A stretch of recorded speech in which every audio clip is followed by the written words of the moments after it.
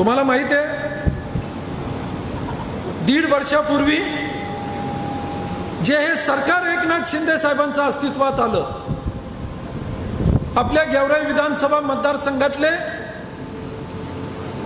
नाथापूर, टाकळगाव, इटकूर हे जे काही बॅरेज आहेत, या बॅरेजचं टेंडर निघालं आणि ते थांबलं सरकार आल्यावर. मी ताई तुम्हाला जे काही निवेदन दिलेलं आहे, एक अतिशय नम्रपणे तुम्हाला विनंती करतो, आम्हाला आज या सभेमध्ये या गेवराई तालुक्याच्या जनतेनं आम्हाला गेवराई तालुक्याच्या जनतेला एक वचन द्यावं, एक शब्द द्यावा. गेवराई तालुक्यात शब्द पाळण्याची एक पद्धत आणि प्रथा आहे. मी ताई एखाद्या कामात जर हो म्हणलो तर मी कधीच बदललेलो नाही. मी उभ्या सभेत सांगतो, मी एखाद्याला जर काय म्हणलं हो तर त्याचा अर्थ होय. माझ्याकडून काम होत नसलं मी असं नादाला लावत नाही, या उद्या या परवा, मी कधीच असं म्हणत नाही. मला लोक म्हणतात की राजकारणात या गोष्टी चांगल्या नाहीत, हो म्हणत जावा तुम्ही, पण मी कधी म्हणत नाही. आणि म्हणून गेवराई तालुक्याच्या लोकांना हे माहित आहे शब्दाची किंमत काय. आज अतिशय नम्रपणे मी तुम्हाला तुमचा शब्द मागतोय.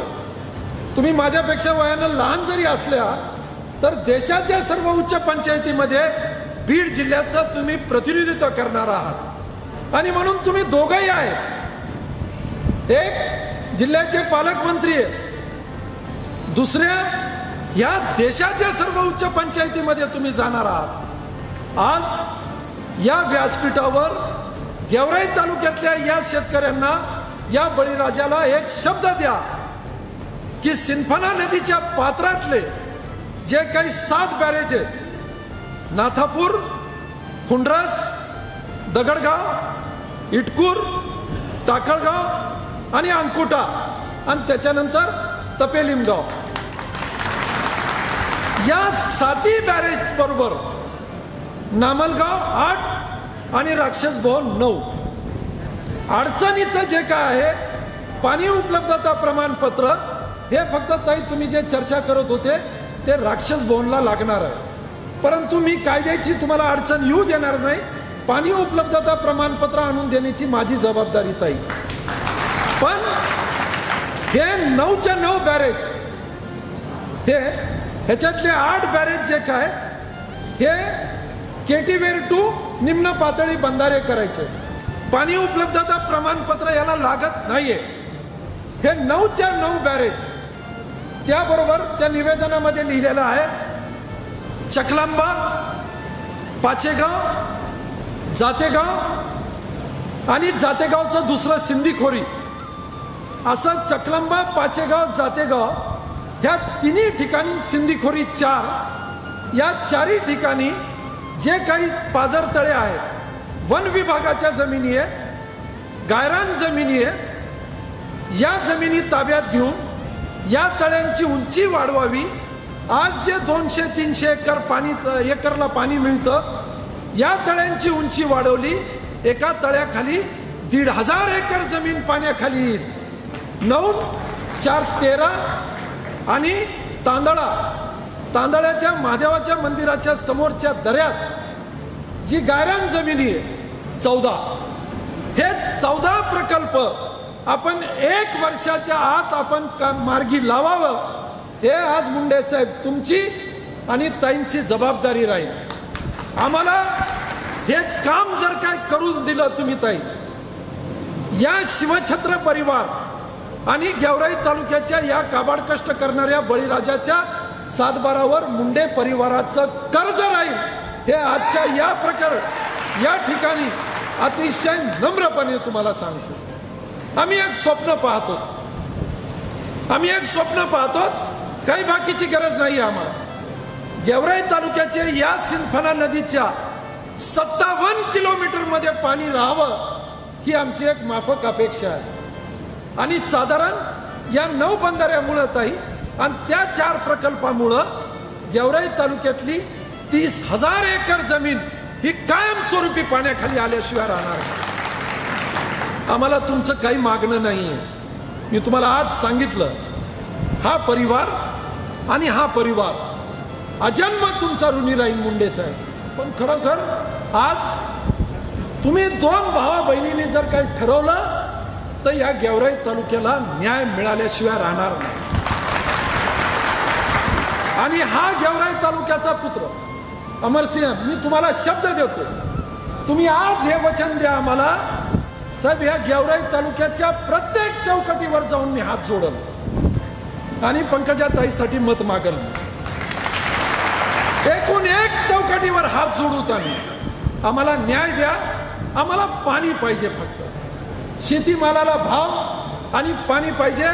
या तालुक्यातल्या, या बीड जिल्ह्याच्या बळीराजाला काय पाहिजे? आम्हाला ताजमहाल बांधायचा का? काय पाहिजे आम्हाला? काही नाही. आम्हाला ताजमहाल बांधायचा नाही, इमल्यावर इमले बांधायचं नाही. पण जे आमच्या आज्याने ऊस तोडला, आमच्या बापाने ऊस तोडला, आम्ही ऊस तोडतोय, आमच्या लेकरांना ते तोडावं असं आम्हाला आता वाटत नाही. आणि म्हणून हे चित्र, कारण दोन्ही बाजूला गेवराई विधानसभा आहे, पलीकडे गेवराई, अलीकडेही गेवराई आहे.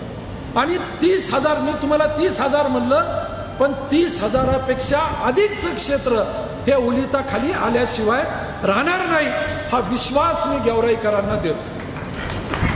तुमचं आमचं भविष्य आणि तुमचं आमचं भवितव्य हे याच्यात दडलेलं आहे. मी मान्य करतो की अनेक प्रश्न आहेत आपल्या समोर, अनेक विषय आहेत, आणि त्या सर्व विषयांमध्ये खांद्याला खांदा लावून, आरक्षणाच्या लढ्यामध्ये खांद्याला खांदा लावून हा शिवाजीराव पंडिताचा परिवार हा तुमच्या बरोबर राहील.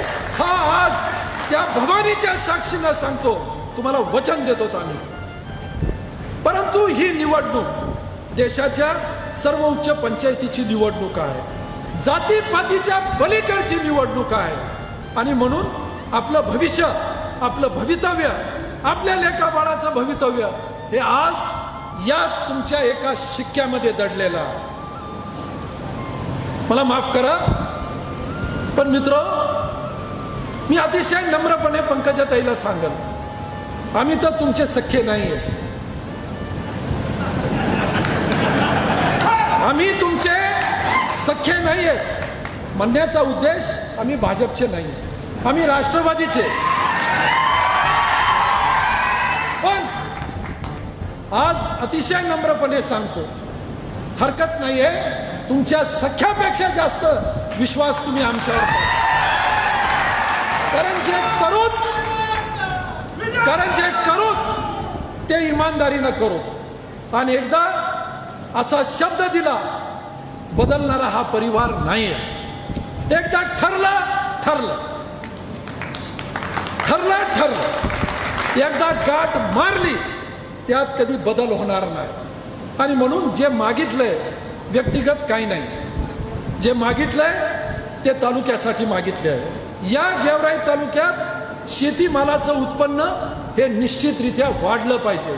त्याचबरोबर शेतीबरोबर सामाजिक सलोखा राखत असताना या गेवराई तालुक्यातला आज या मुस्लिम समाजाच्या समोरचा हा एक मोठा प्रश्न आहे.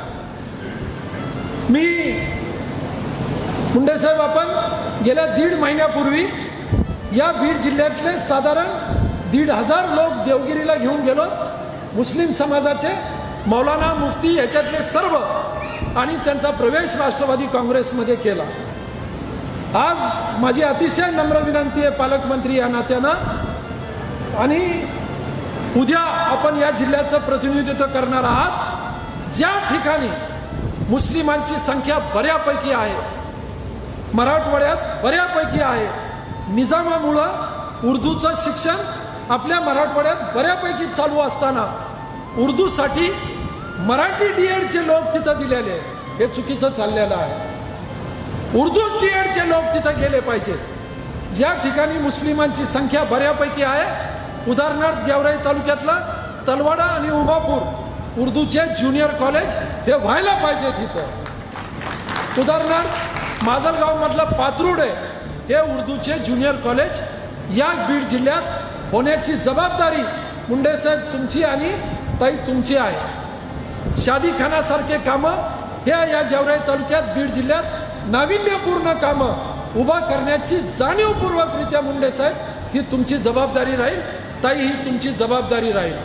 अल्पसंख्याकांना विश्वास द्या की हो आम्ही बरोबर आहेत. अल्पसंख्याकाच्या मनात हे किंतु परंतु नकोय. मग भले ते मुस्लिम समाज असाल, इतर अल्पसंख्याक असतील, या अल्पसंख्याकांना हा विश्वास देणं ही एक काळाची गरज आहे. आजच्या प्रसंगी अतिशय नम्रपणे मी इथं सांगत आहे. मी अधिकचा वेळ घेणार नाही. इथं कार्यक्रम सुरू व्हायलाही वेळ झाला आणि आपल्या उमेदवार त्यांनाही 2-3 ठिकाणी जायचंय, म्हणून अधिकचा वेळ घेणार नाही.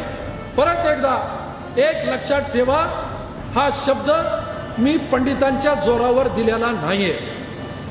नाही, हा शब्द जो काही दिलेला आहे, शेवटचा तो बसणारा बळीराजा, शेवटचा तो बसणारा कष्टकरी, इथं बसणारा तो युवक, इथं बसणाऱ्या आपल्या गेवराई तालुक्यात शिकणाऱ्या ज्या काही ते युवती आहेत आणि युवक मित्र, त्या बळीराजाच्या जीवावर पंकजाताईला शब्द दिलेला आहे. माझा शब्द वाया जाऊ देऊ नका. आणि उद्याच्या या निवडणुकीमध्ये आपण बीड जिल्ह्याच्या लोकसभेसाठी उभा असणाऱ्या पंकजाताई यांना गेवराई तालुक्यातनं सर्वाधिक मताधिक्य देण्याच्या प्रत्येकाने इथं खूणगाठ बांधावी हीच अतिशय नम्रपणे विनंती करतो आणि इथंच थांबतो.